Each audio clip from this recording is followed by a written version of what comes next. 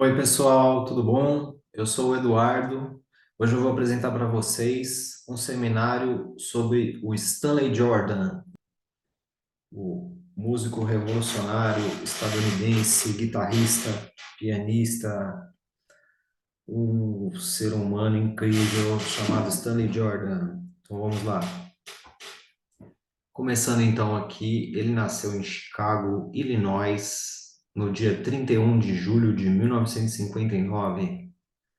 Cresceu na região da Califórnia, da Baía de São Francisco, e começou na música, né? Aos 6 anos, começou a aprender piano. Aos 11 anos de idade, ele demonstrou interesse pela guitarra e pediu muito para os pais dele se podiam dar uma guitarra para ele começar a estudar e treinar. A partir desse momento, ele começou a desenvolver uma relação muito interessante com o instrumento. Que aconteceu, né? Ele conta numa entrevista que ele já tocava o piano, né? Aos 11 anos ele ganhou então a guitarra no Natal e na noite de Natal ele já foi tentar afinar a guitarra vendo o livrinho que veio junto, né? De iniciação do instrumento, como que afinava. Daí ele começou a ler o livro, percebeu que no livro pedia para afinar de acordo com o intervalo de quartas, né? Da sexta corda para a quinta, do um mi para um lá. Era o intervalo de quartas também da quinta para a quarta corda, do lá para o ré. E era o intervalo de quartas também da quarta corda para a terceira, do ré para o sol. Ele fala que já estava de noite e ele parou de continuar lendo o livro e terminou de afinar por conta própria, assim, seguindo esse intervalo de quartas. E daí ele afinou a segunda corda em dó e a primeira corda em fá. Afinou em quartas perfeitas o instrumento. E daí ele continuou tocando do jeito que estava demonstrado no livro e não estava saindo do jeito que ele esperava que saísse, né? Tava estranho. E daí ele depois olhou o livro e percebeu que a afinação da segunda e da primeira corda eram diferentes do que ele tinha imaginado que seria. E a partir daí ele percebeu essa diferença, afinou com a afinação padrão e tocou o barco, assim, continuou aprendendo, né? E um outro relato bem interessante, assim, é que ele buscava, assim, sempre ideias de como que ele queria tocar e pensava nisso antes de fazer, né? E um dos momentos que ele comenta é que ele imaginou que ele podia tocar guitarra movendo as duas mãos, fazendo movimentos livres, de um jeito diferente, assim, do que seria o habitual, né? Também vendo vários artistas que ele gostava e que inspiravam ele no jeito de tocar, né? E daí, em um outro relato também, ele comenta que ele começou a notar que alguns músicos que ele ouvia usavam em alguns momentos, alguma coisa de tapping ou de hammer, que são técnicas de guitarra onde o instrumentista bate com a ponta do dedo em cima da casa do instrumento e da corda, bate na corda assim, e isso gera um movimento de uma pancada, assim, né? Essa técnica se chama tap em inglês, né? Esse jeito de bater na corda, né?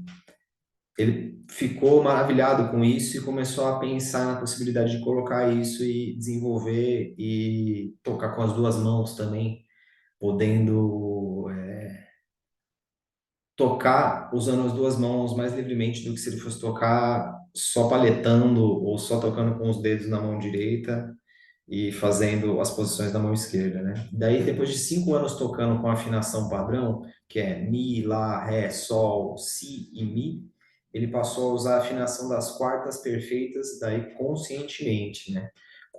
Sendo da sexta para a primeira cordas Mi, Lá, Ré, Sol, Dó e Fá, todas em quartas perfeitas. E por que isso? Porque ele se sentiu mais familiarizado, permitindo uma movimentação mais simétrica e intuitiva sobre a escala da guitarra. Ele achou mais fácil, porque isso permitia movimentos parecidos das duas mãos, inclusive na hora dele digitar, e tanto para ele fazer intervalos de oitava, de décima, oitavas dobradas, e também fazer o acompanhamento e a melodia e inverter as mãos, que ele está fazendo isso simultaneamente. Assim, é impressionante. ver ele fazendo isso.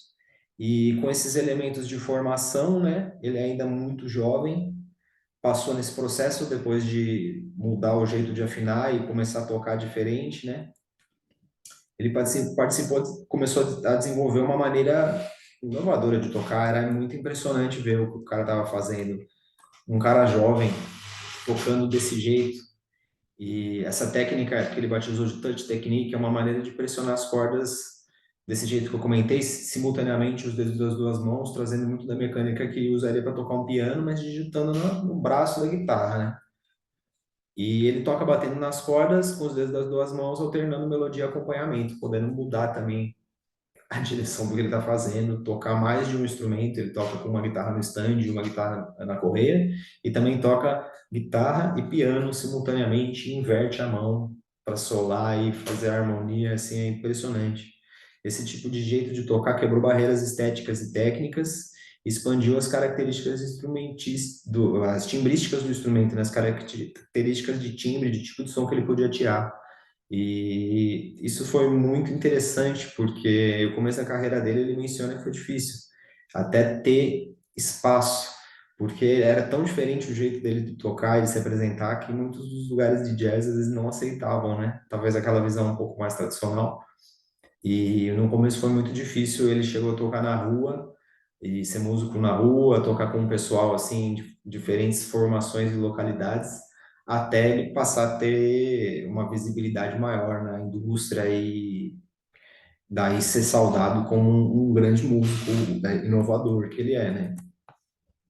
Esse comecinho da carreira dele, ainda muito jovem, né? Antes dos 20 anos, bem jovenzinho, começou tocando em bandas de soul e rock e incorporou totalmente essa técnica touch technique. Ele também invertia, sabia também tocar dos outros jeitos e tocava alternando as afinações, mas daí passou a tocar totalmente nas afinações de quarta perfeitas e com touch technique, né? Que essa é o jeito de tocar que ele batizou, né?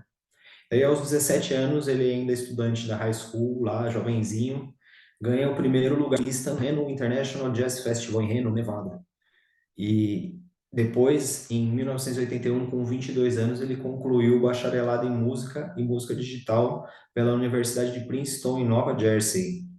Aqui à direita a gente tem a foto da capa do primeiro LP dele, de 82, provavelmente ele com 23 anos aí, introduzindo esse jeito inovador dele. E uma coisa muito interessante é que nesse álbum tem uma versão de Hava Nagila, aquele tema judaico, né?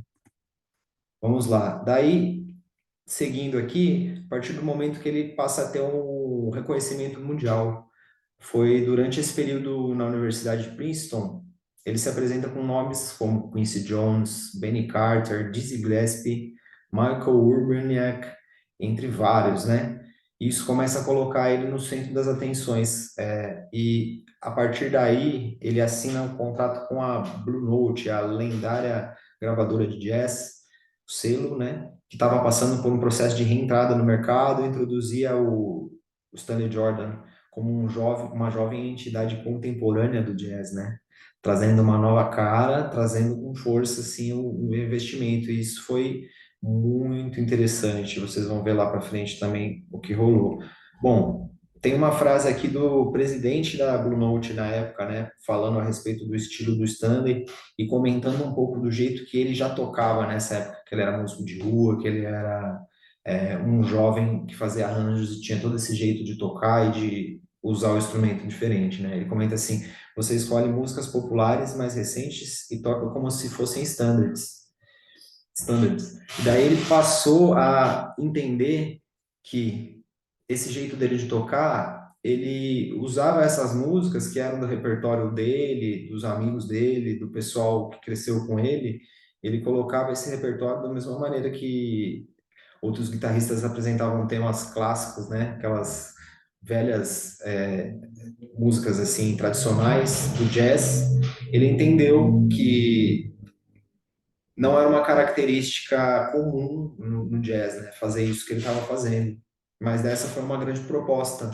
E com esse álbum de 1985, o Magic Touch, ele apresentou temas de rock, pop, só quebrou os paradigmas musicais, né? apresentou uma versão de Eleanor Rigby dos Beatles, Angel do Jimi Hendrix, Lady in My Life do Michael Jackson e também temas cristalizados do jazz como Fred Freeloader do Miles Davis e Round Midnight do Thelonious Monk. Isso em versão guitarra solo.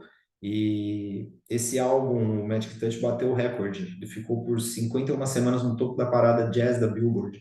Vendeu mais de 500 mil cópias apenas nos Estados Unidos. E isso é um sucesso imenso para um álbum de jazz de música instrumental, né?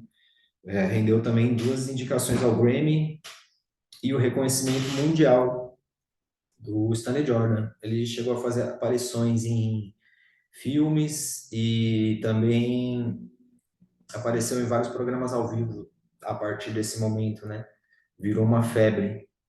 E daí, falando um pouquinho a respeito dessa característica dele de introduzir música contemporânea no repertório e fazer isso numa versão jazz fusion muito louca, o álbum seguinte dele, o terceiro álbum, é o Standards Volume 1, de 1986, pela Blue Note, e o quarto álbum dele foi o Stanley Jordan Flying Home, de 1988, pela EMI Manhattan Records.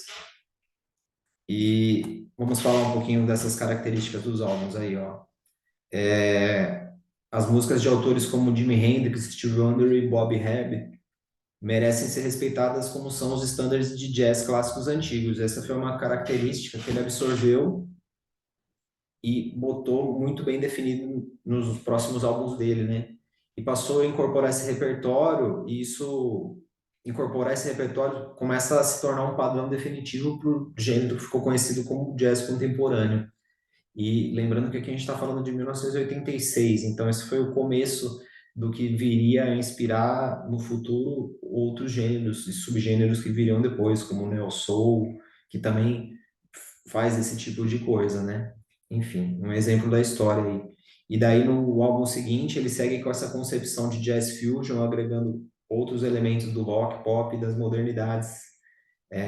E ele fica muito conhecido também pela versão que ele tem de Starway to Heaven, do Led Zeppelin, que ele lança nesse álbum Flying Home.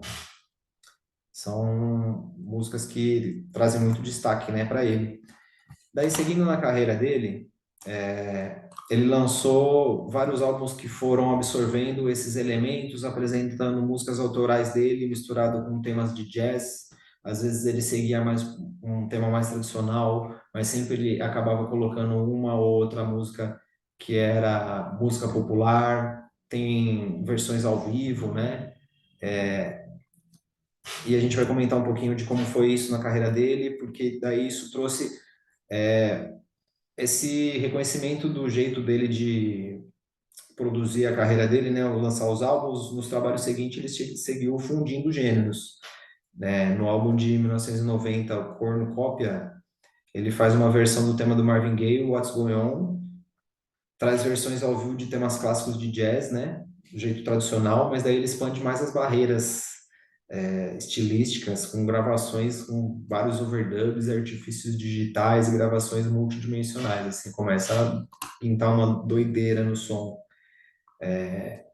que não tá de longe já parecido com o que era o som tradicional, né?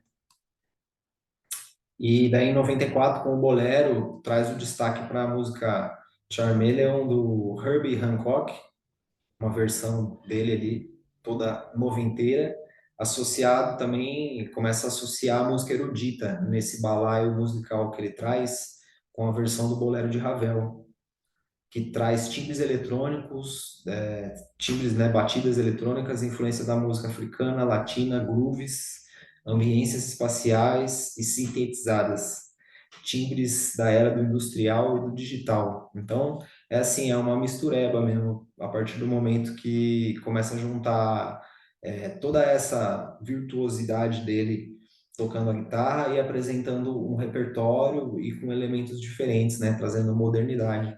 Esse aqui é um trechinho a respeito da carreira dele e como que foi o desenvolvimento. Ele fez vários outros álbuns e várias outras participações seguintes, mas também ficaria muito longo se a gente fosse falar de tudo. Procurem aí depois se vocês quiserem continuar vendo um pouquinho mais a respeito dele aí e dos próximos álbuns dele, ok? Vamos falar um pouquinho das características, né? Além desse jeito interessante dele de tocar, ele se demonstra como um artista muito sensível e muito aberto para as coisas. Porque tudo que ele cria, assim, todo esse jeito dele de tocar, veio antes no mundo das ideias, antes de vir para o mundo dos acontecimentos reais, né? Tanto da experiência dele como jovem, quanto da experiência dele de ir atrás do que era mais familiar, do que era mais fácil para ele interpretar. E eu acho isso muito bonito. Na carreira dele, além dessa parte acadêmica, ele também seguiu com trabalhos na área de musicoterapia, tem palestras, tem também outros tipos de publicações, né? E trabalhos importantes nessas áreas. Ele traz sempre esse olhar da música na vida das pessoas e também tem os alunos, também ensina as técnicas dele, ensina as técnicas, segundo ele, com afinação padrão e com afinação em quartas perfeitas também. E falar aqui para os colegas guitarristas só um pouquinho de coisas interessantes. Eu tentei procurar a respeito desse modelo de guitarra dele. Na entrevista que tem no Café Lá em Casa, do Nelson Farias, ele dá uma entrevista e ele fala um pouquinho num trecho a respeito do instrumento que ele usa. Eu procurei ali no reverb.com e achei uma guitarra parecida com o modelo que ele fala que é, né, de um luthier francês chamado Vidier. A dele é o modelo Arpeggio, parece que é uma série que não existe, foi descontinuada. Essa aqui é uma série, ó, que lembra um pouquinho o modelo dele. E, bom, tem esse precinho aqui também, para quem se interessar, quiser ir ver, procurar lá no reverb.com, ok? Então vamos lá. Voltando aqui, falar um pouquinho mais dele. Ele tem um trabalho interessante em que ele faz uma versão, um show de tributo ao Jimi Hendrix. E é esse que tem a foto aqui, que está aqui no meio, né? Que ele faz também um tributo ao Jimi Hendrix tocando do jeito que o Jimi Hendrix tocava, meio que uma proposta de homenagear ele como se ele estivesse vivo ainda, né? E isso é muito interessante de pensar que um cara que tem tanta estrada assim como ele ainda tem tempo para fazer um projeto de tributo ao Jimi Hendrix, né, que é uma grande influência no trabalho dele, que ele já fez também versões nos álbuns dele. Então, muito interessante assim esses relatos a respeito da carreira dele, do começo para frente. A gente poderia falar muito mais coisa, mas como aqui a gente tem que tocar o barco, seguir em frente, eu vou apresentar para vocês agora os exemplos que eu tenho aqui separados, né? Tentei pegar um pouquinho de cada trecho da carreira dele, assim, ó, um exemplo lá de 85, que é Eleanor Rigby ao vivo, né? Foi lançado no álbum Magic Touch, pela Blue Note.